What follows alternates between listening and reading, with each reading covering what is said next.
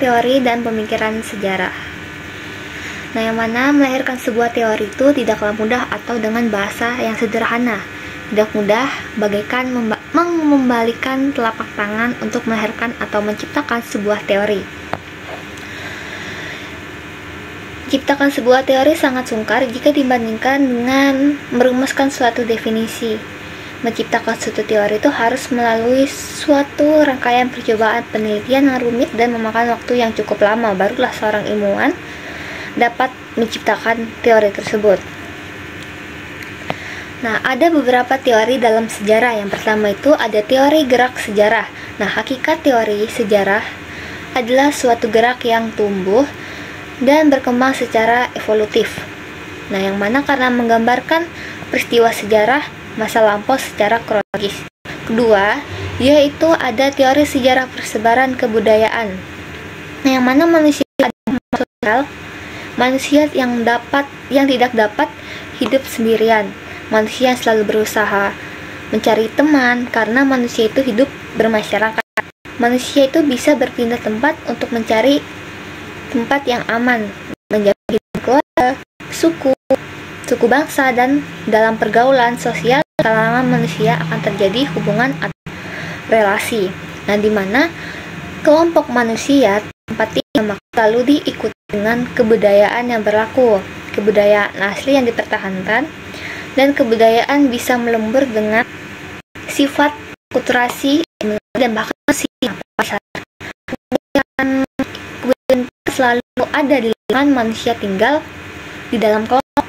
Nah, beberapa penelitian sejarah persebaran unsur-unsur kebudayaan telah mengemukakan mereka mengenai persebaran kebudayaan. Nah, teori mereka kebanyakan dipengaruhi oleh aliran filsafat atau cara berpikir filosofis historis atau disebut difusionisme. Nah, beberapa nama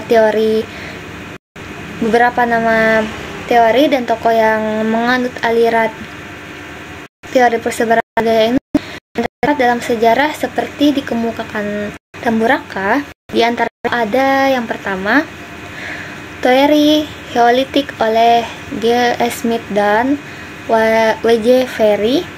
Yang kedua, ada teori Cultural Revolution oleh F. Wendell Gillett.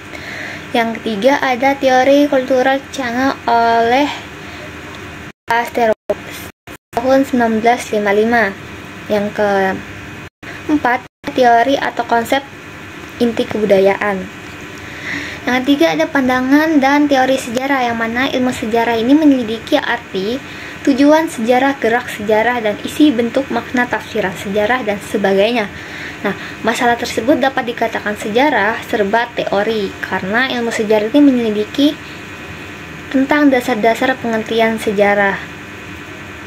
Jadi pemecahan masalahnya itu memang penting untuk seorang sejarawan. Bagi kita yang penting adalah masalah tempat manusia dalam sejarah, yaitu tentang kebebasan manusia atau peranan manusia dalam sejarah tersebut. Nah, masalah yang berkaitan dengan filsafat sejarah itu tersebut tidak dapat dipecahkan secara absolut, yang artinya tidak diberi satu jawaban yang dapat diterima dan dapat memuaskan seorang. Jawabannya relatif atau tidak absolut, itu sisi benar dan di sisi lain mungkin salah. Nah, ada pemikiran sejarah dari tokoh nasional nih. Yang pertama ada pemikiran sejarah nasional dari Muhammad Yamin, yang mana menekankan pentingnya tuh nasionalisme dan menggali kejayaan Nusantara itu untuk membangkitkan rasa bangga serta persatuan bangsa dalam perjuangan kemerdekaan. Nah, Muhammad Yamin ini dalam filsafat sejarah menekankan pentingnya nasionalisme dan sejarah sebagai sarana untuk membangun identitas bangsa, yang mana ia percaya bahwa sejarah ini bukan sekedar catatan peristiwa masa lalu, tetapi juga alat untuk membangkitkan kesadaran kolektif dan kebanggaan nasional. Nah, Yamin ini mengangkat kembali kejayaan masa lalu seperti kerajaan Sriwijaya dan Majapahit untuk menunjukkan bahwa Indonesia ini memiliki warisan besar loh yang harus menjadi inspirasi bagi perjuangan kemerdekaan dan pembentukan negara merdeka dan bersatu. Nah, Yang kedua ada menurut Sartono Kartodidirjo. Nah, yang mana memandang sejarah ini sebagai proses sosial yang dipengaruhi oleh dinamika ekonomi, politik, dan budaya. Nah, yaitu menekankan pendekatan multidisipliner dalam penulisan sejarah.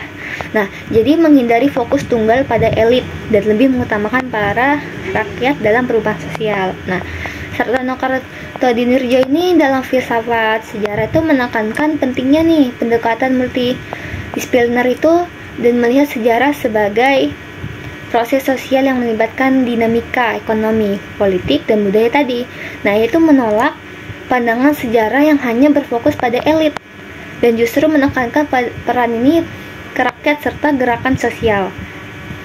Dan memperluas cangkupan sejarah dengan mempelajari struktur masyarakat, bukan hanya peristiwa besar, sehingga itu menghasilkan pemahaman yang lebih luas dan mendalam. Nah, segitu saja dari video kali ini. Assalamualaikum warahmatullahi wabarakatuh.